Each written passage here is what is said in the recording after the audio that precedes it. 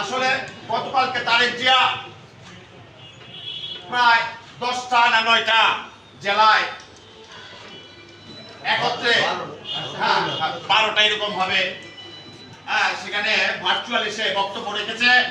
কি বক্তব্য রেখেছে তার সারাংশ শুধু এইটুকু বলবো যে আমরা যা করতেছি এইটা কিন্তু আমাদের বিএনপির কাজ না।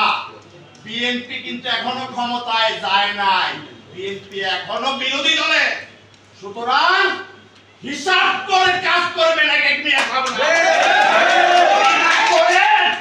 আপনাদের বিরুদ্ধে কি ব্যবস্থা নিতে হয় আমাদের থানা বিএনপির নেতৃবৃন্দ, শহর বিএনপির নেতৃবৃন্দ ব্যবস্থা কিন্তু নিবে। আর 12 তারিখ যে আমাদের সুলতান আব্দুল সালাম পিন্টুর মুক্তির দাবিতে যে জনসভা, সেই জনসভায় একটি জিনিস মনে রাখতে হবে, গোপালপুরে তার মুক্তির যেহেতু জনসভা আর সুলতান সালাউদ্দিন টুকু গোপালপুরে আসবে, রাস্তায় কোনো গেট হবে না। এটা আমার কথা না, এটা সুলতান সালাউদ্দিন টুকুর কথা। রাস্তায় কোনো গেট করা যাবে না, কারো পক্ষেও না, সালাম পিন্টুর জন্য না, কোনো কিচ্ছুর জন্য না, কোনো গেট থাকবে না। শুধু হুন্ডা দিয়ে তাদেরকে পুরাবাড়ি থেকে তাদেরকে আপনারা রিসিভ করতে পারেন, কিন্তু শর্ত একটা, ওইখানে যে কোনো আওয়ামী লীগের হুন্ডা নিয়ে আসবেন, আওয়ামী লীগের লোক নিয়ে আসবেন,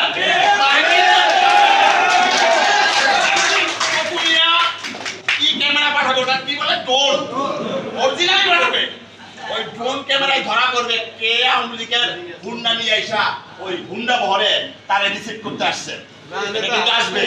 ওইখানে যদি ওইটা আগে যারা 1500 হুন্ডা ভাড়া করে নিয়ে আসছে, ভাড়াটিয়ারা যদি আসে কথার কথা একটা আসতে পারবে না। এবং সবাই কি করবে। আর মিটিং এর দিন গোপালপুর পৌরসভা প্রত্যেকটা ওয়ার্ড ইউনিয়নের প্রত্যেকটা ইউনিয়ন সালাম পিন্টুর মুক্তির জন্য প্রত্যেকেই স্বভাবে একটি ব্যানার করবেন।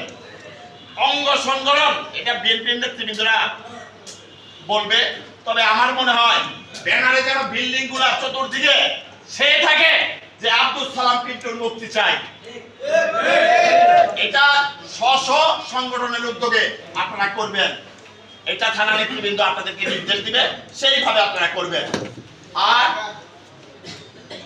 আর একটি কথা বলে আমার কথা শেষ করব। আসলে আমরা কিন্তু খুব কষ্টে আছি। দল যদি ধ্বংস হয়ে যায় আমার কোনো অস্তিত্ব থাকবে না, কোনো নেতার কোনো অস্তিত্ব থাকবে না। অস্তিত্ব বাঁচানোর স্বার্থে আমরা কোনো অপকর্মকে প্রশ্রয় দেব না। আমরা বিএনপির যে লোকজন নাম ভাঙিয়ে কোনো অপকর্ম করতে যাবে তাদেরকে আমরা প্রতিহত করব। ধন্যবাদ জানিয়ে আমি আমার কথা শেষ করছি। আসসালামু আলাইকুম।